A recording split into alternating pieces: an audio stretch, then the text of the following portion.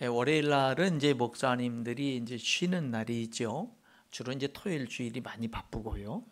그러다 보니까 목사님들 모임이 주로 월요일에 있습니다. 월요일에. 그래서 이제 경인 지역에 있는 목사님, 사모님들 모임이 한 달에 한 번씩 정기적으로 이제 월요일 날 이렇게 모여서 또 예배 드리고 같이 교제도 나누고 같이 식사도 하고 하는 그런 시간을 갖는데, 바로 직전의 모임에 이제 함께 모여서 먼저 예배를 드리는데, 그 예배를 드리는 그 목사님이 설교를 하시면서 이런 질문을 목사님 사모님들에게 하더라고요. 여러분, 목사가 목회하면서 가장 힘든 때가 언제인 줄 아십니까? 이렇게 얘기를 해요. 여러분들에게 한번 질문해 보겠어요. 여러분들 생각에는 목사님이 이제 목회할 때 목사님들은 뭐가 가장 힘들 것 같으냐? 소리내서 대답하지 마시고 마음속으로만 한번 대답을 해보시기 바랍니다. 뭐가 되셔야 힘들 것 같은가? 이 목사님은 그 질문을 한 다음에 이렇게 대답을 했습니다. 하나님의 임재가 느껴지지 않을 때입니다. 이렇게 얘기를 했어요. 목사님들도 살면서 뭐 인간관계 때문에 힘들 수 있고, 경제적인 문제 때문에 힘들 수 있고, 건강 때문에 힘들 수 있고, 뭐 자녀 때문에 힘들 수 있고, 뭐 성도 때문에 힘들 수 있고, 여러 가지 힘든 게 있겠지만, 이 목사님은 뭐라고 얘기하냐면, 그런 모든 것들보다도 그런 모든 일들이 있을 때 하나님이 함께 하시는 걸 느끼면 그 힘든 일이 힘들게 안 느껴지고 얼마든지 헤쳐나갈 수 있는데, 어떤 힘든 일을 만났을 때 하나님이 함께 하신다는 걸 못 느낄 때, 하나님의 임재를 못 느낄 때가 가장 힘듭니다.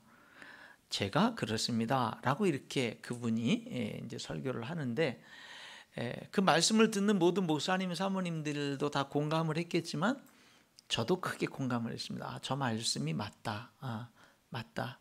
하나님의 임재를 못 느낄 때 제일 힘들지 라는 이제 그런 공감을 하면서 들었고, 그러면서 동시에 무슨 생각이 들었느냐면, 지금 저 목사님이 하나님의 임재를 느끼지 못할 때 제일 힘들다라고 지금 말씀하시고 있는 것은 저 목사님이 자기의 인생에서 그만큼 하나님이 소중한 존재라고 하는 것을 고백하고 있는 거구나. 저 목사님이 자기 인생에서 가장 중요한 분이 하나님이라고 하는 것을 고백하고 있는 거구나 라는 생각도 동시에 했습니다. 여러분, 우리가 이 세상을 살아가는 동안에 어렵지 않은 사람은 없습니다. 힘들지 않은 사람 없고요, 고난이나 환난이나 어려움이 없는 사람은 아무도 없습니다. 이 세상이 죄악이 있고요, 우리가 힘들게, 모든 사람들은 저마다 다 힘들게 살아갑니다. 여러분들도 힘든 인생을 살아오셨을 것이고, 아마 지금도 어떤 분은 힘든 과정을 지나고 힘겹게 지나고 있을 수도 있지요. 여러분들에게도 한번 질문해 보겠습니다. 여러분은 뭐 때문에 힘듭니까? 여러분, 인간관계 때문에 힘드십니까? 물질 때문에 힘드십니까? 경제적인 거, 아니면은 건강적인 거, 여러분들에게 닥친 어떤 갑작스러운 어떤 안 좋은 일들, 뭐 이런 것 때문에 힘듭니까? 아니면은 그것도 힘들지만 사실 진짜 힘든 거는 하나님이 함께 하시는 것을 못 느낄 때 힘드십니까? 오늘 이 시편 42편은 고라 자손의 맞쓰길이라고 타이틀이 되어 있죠. 맞쓰길, 교훈이라는 뜻입니다. 그러니까 이 시편 42편은 시지만 교훈을 주는 시라는 뜻이에요. 그런데 누가? 고라 자손. 고라 자손은 누구냐면요, 레위 지파의 자손들이죠. 그래서 이 고라 자손은 이 성막의 일을 하는 사람들이에요. 그러니까 다른 직업을 안 갖고 온전히 하나님께 드려져서 그냥 성전에 이 제사 드리는 일 돕고 하나님께 찬양하는 일 하고 이런 일만 하는 사람들이 고라 자손이에요. 그러니까 모든 생활의 반경이 다 그냥 예배하고 연관돼 있고 다 성전하고 연관돼 있는 사람들이에요. 그런 사람들이 무슨 특별히 힘든 일이 있고 어려운 일이 있겠나 싶습니다만은, 그렇게 모든 믿음의 삶 속에서 생활을 하지만 지금 굉장히 낙심하고 있죠. 굉장히 불안해하고 있고 굉장히 마음 상해하고 있습니다. 5절과 11절에 내 영혼아 내가 어찌하여 낙심하며 어찌하여 내 속에서 불안해하는가. 4절에 내 마음이 상하는도다. 이 사람이 지금 낙심하고 있고요, 불안해하고 있고요, 마음이 상해하고 있습니다. 왜 그랬을까? 도대체 이 고라 자손은 도대체 뭐 때문에 지금 이렇게 낙심하고 불안해하고 마음이 상하고 그러고 있을까? 이게 3절과 10절에 보니까 주변에 믿지 않는 사람들이 막고 비난을 하고 조롱을 하는 겁니다. 뭐라고? 내 하나님이 어디 있냐? 내 하나님이 어디 있냐?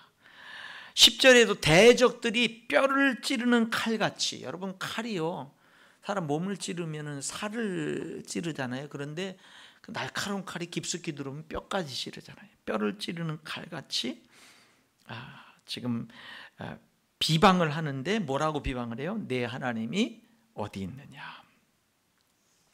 그러니까 내 하나님이 어디 있느냐라고 막 비방을 하는데, 그때 좀 하나님이 짠 하고 나타나서 한번 좀 쫙 뭔가 좀 멋지게 기적을 베풀고 뭐 이러면 좋은데 하나님은 침묵하시는 거예요. 그런데 이렇게 주변에 대적들, 안 믿는 사람들, 이런 사람들이 막 조롱을 하고 비난을 하고 비방을 하고 하나님이 어디 있냐고 비방을 하는데 하나님은 침묵하시고, 그것도 힘들어 죽겠는데 그 속에서 자신이 무능한 것을 보는 거예요. 그런 속에서 좀 내가 그렇게 비난하고 조롱하는 사람들보다 경제적으로 내가 훨씬 월등해. 그래가지고 경제적으로 눌러버려. 아니면 세상적인 어떤 그 권력의 힘이 더 높아. 그래서 권력의 힘으로 눌러버려.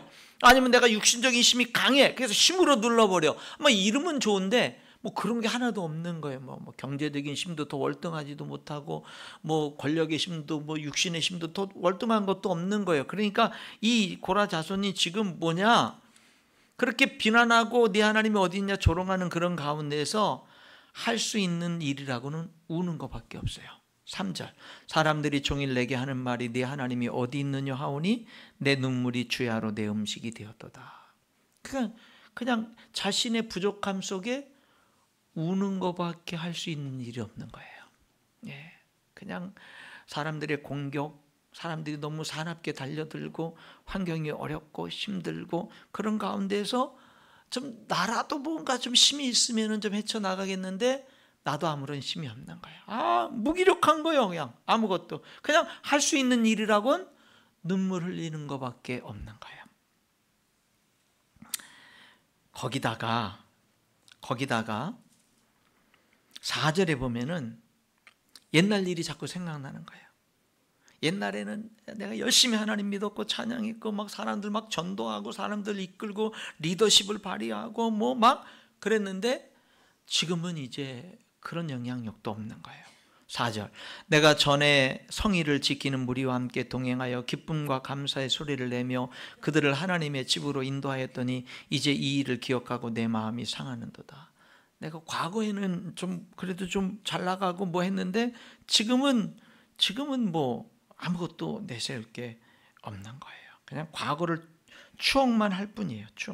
과거를 추억하는 것도 낙심이 되는 거예요. 43편, 이 42편이 그렇고요. 43편도 동일한 그런 시인데 43편 2절에는 심지어는 무슨 생각까지 드냐면 주는 나의 힘이 되신 하나님이시거늘 어찌하여 나를 버리셨나이까? 내가 어찌하여 원수의 억압으로 말미암아 슬프게 다니나이까? 43편 2절에 보니까 나조차 하나님께 버림받은 느낌에 빠져드는 거예요. 나는 하나님께 버림받았어.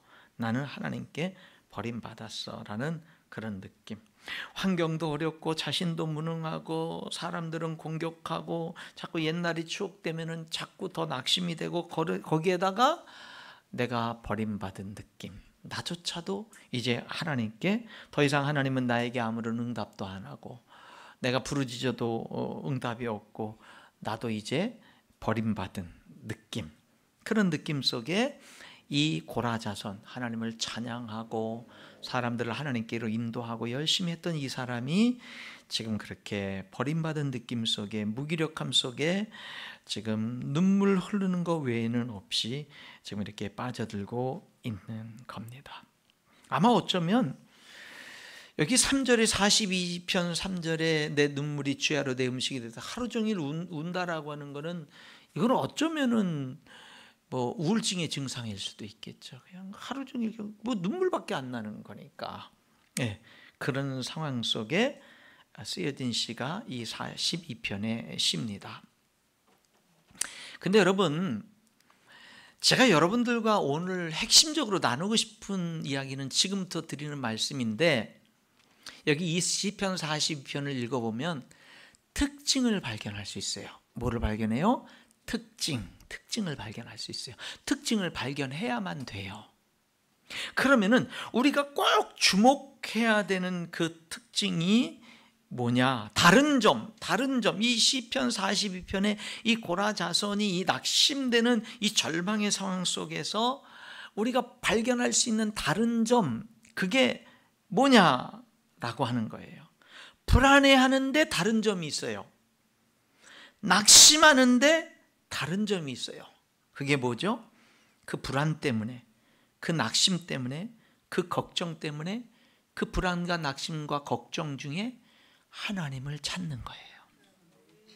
어떤 사람은 하나님께 버림받은 느낌을 받을 때, 고난이나 환난이나 어려움을 닥칠 때, 사람들에게 막 비난을 받을 때 하나님을 멀리하거든요. 하나님을 멀리하거든요. 근데 이 사람은 하나님을 가까이 하는 거예요. 가까이 하는 거예요. 여기 1절이죠. 하나님이여 사슴이 시냇물을 찾기에 갈급함 같이 내 영혼이 주를 찾기에 갈급하나이다. 그러니까 그냥 여러분, 사슴이 시냇물을 찾기에 갈급함 같이 내 영혼이 하나님 찾기에 갈급하다는 얘기는, 여러분 여기 사슴이 시냇물을 찾지 않으면 어떻게 되는 거냐면 목말라 죽는 거예요. 우리들이 그 아프리카의 그 동물의 왕국 같은 거 이렇게 보잖아요. 그러면은 이 그 우기가 있고 건기가 있잖아요. 그 우기가 오기 전에 건기가 되면은 뭐 강물이나 호수나 이런 것들이 다 말라버립니다. 그러면 동물들이 물 있는 곳을 따라 이동을 해요. 이동을 하는데 이동하다가 결국 물을 찾지 못한 짐승들은 죽습니다. 그러니까 여기 사슴이 시냇물을 찾기에 갈급함 같이 내 영혼이 하나님을 찾기에 갈급하다는 얘기는 하나님 찾지 못하면 죽는다라는 거예요. 그렇게 갈급함을 가지고 주님을 찾는 거예요. 내가 하나님 앞에 한두 번 찾아보다가 이만큼 찾아봤는데 뭐 별거 없네, 그냥 다 때려치지, 이렇게 찾는 게 아니에요. 한두 번 찾다가 못 찾으면 그만이네, 이런 게 아니에요. 못 찾으면 난 죽어 라는 심정으로 간절하게 찾는 거예요. 간절하게 찾는 거예요. 그렇게 간절하게 찾습니다. 하나님께 기도합니다. 예배합니다. 하나님을 찬송합니다. 하나님을 간절히 찾아요. 그렇게 간절히 찾으면 딱 하나님이 발견되면 좋은데, 어떤 때는 간절히 찾는데 더 낙심이 될 때가 있는 거예요. 간절히 찾으면 찾을수록 더 낙심이 되는 것을 더 느낄 때가 있는 거예요. 이 시편 42편에 이 고라 자손이 그랬어요. 그러니까 내가 하나님을 찾았어. 목마른 사슴이 시냇물을 찾기에 갈급함처럼 내가 하나님을 찾았어. 그랬는데 자꾸 하나님은 여전히 침묵하시고 어떤 응답도 없고, 나는 더 좌절되고 더 낙심되고 더 갈급해지고 더 낙심이 되는 거예요. 그럼 어떻게 하냐? 찾을 만큼 찾았으니까 때려치자, 이게 아니에요. 여기 목마름이 더 커지니까 이 고라 자손은 42편 5절에 이렇게 고백합니다. 내 영혼아, 내가 어찌하여 낙심하며 어찌하여 내 속에서 불안해하는가? 너는 하나님께 소망을 두라. 그러니까요, 열심히 찾았더니, 목마른 사슴이 시냇물을 찾기 갈급함처럼 찾았더니 하나님이 응답하는 게 아니라 하나님이 여전히 침묵하셔. 여전히 낙심되고 좌절이 돼. 그럴 때 포기해버리는 게 아니라 더 열심히 찾는 거예요. 더 열심히 찾는 거예요. 힘을 내서 더 열심히 찾는 거예요. 더 열심히, 이전보다 더 열심히. 그랬더니 하나님이 나타나셔서 응답하는 게 아니라 또 여전히 침묵하시고 여전히 내 마음은 더 낙심이 되는 거예요. 여전히 낙심이 되는 거예요. 여기 5절에 하나님은 반드시 나타나 나를 도울 거야 라고 이렇게 내 자신을 자꾸 이렇게 격려하면서 열심히 포기하지 않고 찾았는데 여전히 하나님은 침묵하시고 여전히 내 목마름은 커지고 여전히 응답은 없는 것 같고 여전히 어려움은 계속되고 낙심은 계속되는 거예요. 그럴 때 어떻게 하냐? 더 찾는 거예요. 더 찾는 거예요. 여러분 왜 이렇게 찾을까요? 하나님 아니면 죽는다 이거예요. 그래서 마지막 11절입니다. 마지막 11절에 또 외치는 거죠. 내 영혼아 내가 어찌하여 낙심하며 어찌하여 내 속에서 불안해하는가? 너는 하나님께 소망을 두라. 나는 그가 나타나 도우심으로 말미암아 내 하나님을 여전히 찬송하리로다. 여러분 오늘 이 시편 42편의 이 시편의 특징을 여러분 발견하십니까? 그 특징 다른 점이 뭐예요? 낙심 중에 하나님을 찾는데 더 낙심이 되는 거예요. 즉시 응답이 없는 거예요. 그런데 포기하지 않고 더 찾는 거예요. 더 찾고 더 찾고 더 찾는 겁니다. 간절하게 찾는 거예요. 여러분 그러면 결국에는 하나님이 나타나 도우심으로 말미암아 내가 여전히 찬양할 수 있게 되는 줄 믿습니다. 그렇게 되는 거예요. 여러분 우리는 하나님을 찾아야 돼요. 하나님은 끝까지 숨어 계시는 분이 아니에요. 여러분 하나님은요 침묵하실 때 가장 활동적으로 일하실 수 있는 분이 하나님이에요. 우리는 조금만 틈만 보여도 교만해집니다. 그래서 하나님을 제껴버려요. 그래서 내가 주인된 그 하나님이 주인 내 삶의 주인된 자리에 모셨다가도 그냥 틈만 보이면 하나님이 제껴버리고 내가 그 주인된 자리를 다시 뺏는 경향이 우리들에게 있어요. 그런데 인생의 어려움이나 고난이나 그 어려움과 고난 속의 침묵 속에서 우리는 비로소 절감하는 거예요. 내 자신의 부족함을. 내 자신의 부족함을 절감하는 거예요. 비로소 겸손해지는 거예요. 비로소 하나님이 주인입니다라고 고백할 수 있게 되는 거예요. 그러니까 오히려 이 침묵하시는 하나님이 침묵을 통해서 더 본질적인 더 위대한 하나님의 일을 우리 가운데 이루실 수가 있는 거예요. 여러분 하나님은 변함없이 우리와 함께 하시는 줄 믿습니다. 내가 고통하는 가운데도 여전히 침묵하시는 하나님은요 함께 아파하시면서 침묵하시는 거예요. 그러나 언제까지 침묵하진 않으십니다. 성도 여러분 기도하셔야 됩니다. 기도하셔야 돼요. 우리 한국교회는 7, 80년대 한참 부흥할 때에 비해서 지금 많이 약해져 있습니다. 약해진 중요한 이유 가운데 하나가 뭔지 아세요? 기도를 잃어버렸어요, 성도들이. 여러분 지난 일주간에 여러분 하나님과 독대한 적이 있습니까? 기도 없이 신앙생활 참 잘합니다. 기도를 잃어버렸어요. 옛날에는요 진짜 옛날도 아니에요. 제가 뭐 고등학교 청년 시절이었으니까 그때만 해도 철야 예배 드리면 금요일 날 10시부터 11시부터 철야 예배 드리면은 토요일 날 새벽 5시 새벽 예배 드릴 때까지 철야 예배에서 토요일 날 새벽 예배를 드려야 철야 예배가 끝났어요.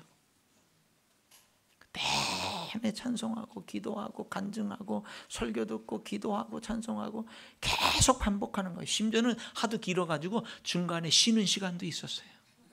쉬는 시간도. 그랬거든요. 그래서 그런 경험도 다 해봤어요. 왜냐면 너무 피곤하니까 새벽 2, 3시 정도 되면은 졸린 거예요. 그럼 자. 그러면 목사님이 막 찬송하고 통성 뭐 기도 제목 주고 통성 기도합시다. 그리고 막 기도를 하면 자는 거예요. 어떤 때는 자다가 내 코 고는 소리에 깜짝 놀라서 깨기도 해. 막 그렇게 자. 근데 신기한 건 또 뭔지 아세요? 그냥 신나게 자는데 갑자기 정신이 번쩍 들면서 기도에 입술이 팍 터지면서 막 기도가 줄줄줄줄 막 쏟아져 나오기 시작하면서 막 기도가 막 되는 거, 이런 경험도 해보고 별의별 경험을 다 했단 말이에요. 근데 그런 기도 시간, 하나님과 독대하는 시간을 통해서 뭐가 되냐면 내 신앙이 바르게 잡히고 내 신앙이 하나님 앞에 굳어지는 신앙이 됐거든요. 근데 오늘날에는 새벽 기도하지 않는 사람들, 여러분 기도 시간이 어디 있어요? 하나님과 일주일에 단 한 번이라도 독대하는 시간이 있어요? 그러면서 신앙생활해요. 그러니까 그나마 있는 게 뭐냐? 금요기도예요. 금요기도. 일주일에 한 번 금요기도 나오면 뭐 할 수 있어요? 기도하는 시간, 하나님과 독대하는 시간 가질 수 있어요. 여러분, 아무리 피곤하고 아무리 힘들어도 기도하러 나오세요. 나오세요. 집사님, 권사님들, 안수 집사님들, 여러분 그 맡겨진 직분에 충성하세요. 기도로부터 시작하는 겁니다. 여러분 자신을 위해서 기도하고요, 교회를 위해서, 주의 종을 위해서, 교회 사역들을 위해서 기도하셔야죠. 그게 교회의 일꾼이죠. 일꾼이죠. 오늘날 교회가 기도가 사라져가고 있어요. 우리 사역자 회의를 하는데, 목사님들하고 회의를 하는데, 요즘 시대에 이제 소그룹 모임이 중요하다 보니까 우리 어느 목사님 소그룹 활성화를 위해서 목사님 혹시 금요 기도회를 없애고 금요일 날 저녁에 소그룹들이 모이게끔 하는 그런 의향이 있으십니까? 저한테 그래요. 무슨 소리 하는 거냐고. 무슨 소리 하는 거냐고. 일주일에 한 번밖에 없는 성도들이 일주일에 하나님과 독대하고 기도할 수 있는 단 한 번밖에 없는 그 시간마저 없으면 교회가 무슨 꼴 만들려고 그러냐고. 난 그런 생각 추호돼 본 적 없다고. 추호돼 본 적 없다고. 근데 우리 집사님들, 권사님들은 추호도 많이 해보시는 것 같아요. 못 보시는 분들 계신 거 보니까. 여러분 기도하십시오. 기도하는 일꾼 되십시오. 여러분 자신을 위해서 하나님 앞에 기도하시고요, 독대하는 시간 가지십시오. 여기 이 시편 기자는요, 기도합니다. 자신의 문제를 가지고. 우리 교회 일꾼들은 자신의 문제만 가지고 기도하는 게 아니죠. 교회를 위해서, 성도를 위해서 함께 기도해야 되는 것이죠. 그리고 여러분, 하나님 앞에 간절히 매달리는 거, 내가 문제가 있을 때 하나님 앞에 간절히 매달리는 게 참 중요한데, 어떤 분은, 저는 우리 교회 성도 중에 이렇게 매달리는 분도 봤어요. 너무 인생이 힘들고 어려울 때, 너무 힘드니까 도대체 견딜 수 없으니까 뭘 했느냐면 핸드폰을 꺼내서 유튜브를 틀어가지고 하루 종일 아침부터 밤 늦게 잠자리 들 때까지 하루 종일 찬송만 듣고 설교만 듣는 거예요. 하루 종일. 너무 견딜 수가 없으니까, 너무 지금 자기에게 닥친 그 어려움이 너무 견딜 수가 없으니까 하루 종일 유튜브 틀어놓고 찬송만 듣고 설교만 듣고, 하루 종일 찬송 듣고 설교 듣고 찬송 듣고 설교 듣고 계속해서 하루 종일, 그 다음 날도 계속 그렇게 하면서 자기 인생의 어려움을 견뎌낸 사람도 제가 알아요. 근데 여러분, 그렇게 유튜브를 통해서 일명 개인 부흥회를 하면서 그렇게 신앙의 어떤 어려움들을 말씀으로 이겨낼 수 있죠. 그거 잘하는 겁니다. 근데요, 계속 그럴 수는 없어요. 그렇게 해서 승리한 사람이 그 다음에 몇 년이 지나고 나서 또다시 인생에 어떤 어려움이 닥칠 때, 전에 그렇게 해서 승리했으니까 이번에도 그렇게 해야지, 그렇게 할 수 있느냐? 못해요. 그게 우리 인간이에요. 안 돼요. 하기 싫어요. 할 생각도 못해요. 안 해요. 못해요. 그냥 안 좋은 길 걸어가고 말지, 그렇게 또다시 그전처럼 그렇게 해서 그렇게 승리한, 그 멋지게 승리한 그 경험이 있지만 그렇게 못해요. 그래서 성도들에게 하나님이 주신 축복이 교회 공동체인 거예요.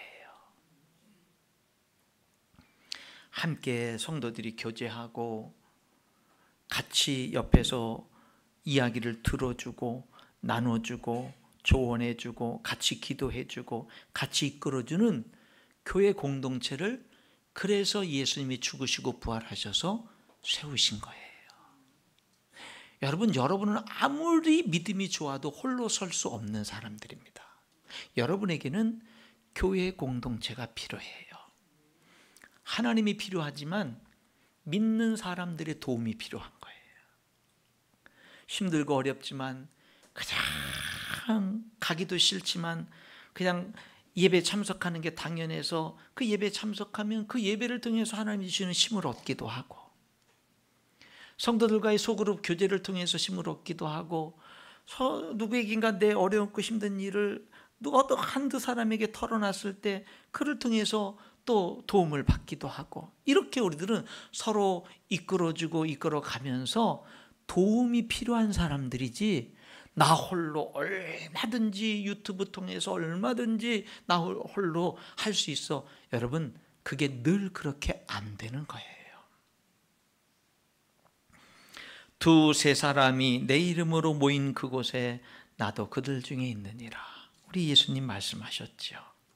성도들과 함께 자신의 형편을 나누고 함께 기도하는 것이 얼마나 큰 힘이 되는지 모릅니다. 그래서 소그룹 모임이 중요해요. 그러나 마귀는 반대로 역사합니다. 어렵고 힘들 때 사람 만나는 것을 싫어하도록 만듭니다. 내 삶을 오픈하고 나누지 않도록 만듭니다. 사람을 피하게 만듭니다. 자꾸 혼자만의 담을 쌓게 만듭니다. 자꾸 자기 속에 갇히게 만듭니다. 그게 사탄의 역사입니다. 그것을 뚫고 나와야 되는 거예요. 성도 여러분, 어려울 때는 하나님을 찾아야 되는 줄 믿습니다. 하나님을 찾는 거예요. 하나님을 찾았더니 더 어려워. 더 찾아야 되는 거예요. 더 찾았더니 더 낙심이 돼. 더 찾아야 되는 거예요. 그러면 반드시 하나님이 나타나 도우심으로 말미암아 내가 여전히 찬양하리로다 고백할 수 있게 되는 줄 믿습니다. 여기 5절과 11절 하반절에 그러죠. 너는 하나님께 소망을 두라. 그가 나타나 도우심으로 말미암아 내가 여전히 찬송하리로다. 여러분, 적당히 찾다가 포기하는 거 아닙니다. 목마른 사슴이 시냇물을 찾듯이 하나님을 찾는 겁니다. 그래서 하나님의 역사를 경험하고 도우심을, 사랑을 체험하고, 그럴 때 고난당한 것이 내게 유익이라 라고 고백할 수 있고, 모든 것이 합력하여 선을 이룬다라고 우리들이 고백할 수가 있게 되는 겁니다. 하나님은 여러분의 기도를 반드시 들으십니다. 반드시 응답하십니다. 현실은 여러분을 자꾸 낙심시킵니다. 환경은 여러분들을 자꾸 낙심시킬 겁니다. 그런데 여러분, 현실과 환경만 여러분을 낙심시키는 게 아니라 낙심시키는 게 또 있어요. 여러분 자신의 생각은 여러분을 자꾸 낙심시킬 겁니다. 그래서 여기 시편 기자는요, 자기가 자기한테 하나님의 말씀을 외치는 거예요. 내 생각조차도 나를 자꾸 낙심하게 만드니까 내가 나에게 어떤 말을 하냐면 내 생각을 말하는 게 아니라 하나님의 말을 말하는 거예요. 5절 11절에 내 영혼아 내가 어찌하여 낙심하며 어찌하여 내 속에서 불안해하는가. 너는 하나님께 소망을 두라. 그가 나타나 도우심으로 말미암아 내가 여전히 찬송하리로다. 내가 나에게 하나님의 말씀을 자꾸 선포하는 거예요. 하나님이 나를 사랑해. 하나님이 나와 함께해. 하나님은 내 형편과 처지를 아셔. 난 하나님께 소망을 둘 거야. 나는 하나님이 반드시 때가 되면 나타나서 나를 도우실 줄을 내가 믿어. 그래서 결국 하나님은 나의 이 아픔과 어려움을 결국에는 찬양으로 바꾸실 거야. 여러분, 하나님의 말씀을 내가 나에게 외치는 거예요. 왜? 내 생각조차도 나를 낙심시키니까. 내 생각조차도 나를 낙심시키니까. 우리는 환경에 매일수록, 사람들에게 매일수록 낙심이 되지만 자신에게 매일수록 낙심이 됩니다. 그러니까 하나님 바라봐야 돼요. 어려울수록 하나님 바라봐야 돼요. 어려울수록 하나님의 말씀 붙들어야 돼요. 어려울수록 하나님께 매달려야 된다 이 말입니다. 그러면은 마치 응답 안 하시고 마치 멀리 계신 것 같고 마치 상관 안 하시는 것 같은 하나님이요, 어느 순간 나타나 도우시고 응답하시는 것이에요. 반드시 응답하시는 거예요. 전능하신 하나님, 좋으신 하나님, 나를 위해서 독생자도 아낌없이 내어주신 하나님이 반드시 응답해 주시는 겁니다. 여러분, 제가 5절을 읽겠고요, 다 같이 또 11절을 한번 읽어보겠습니다. 5절 제가 읽어볼게요. 내 영혼아, 내가 어찌하여 낙심하며 어찌하여 내 속에서 불안해하는가? 너는 하나님께 소망을 두라. 그가 나타나 도우심으로 말미암아 내가 여전히 찬송하리로다. 아멘. 11절은 여러분이 여러분 자신에게 외칩니다. 함께 하겠습니다. 시작. 내 영혼아, 내가 어찌하여 낙심하며 어찌하여 내 속에서 불안해하는가? 너는 하나님께 소망을 두라. 나는 그가 나타나 도우심으로 말미암아 내 하나님을 여전히 찬송하리로다. 아멘. 기도하겠습니다. 하나님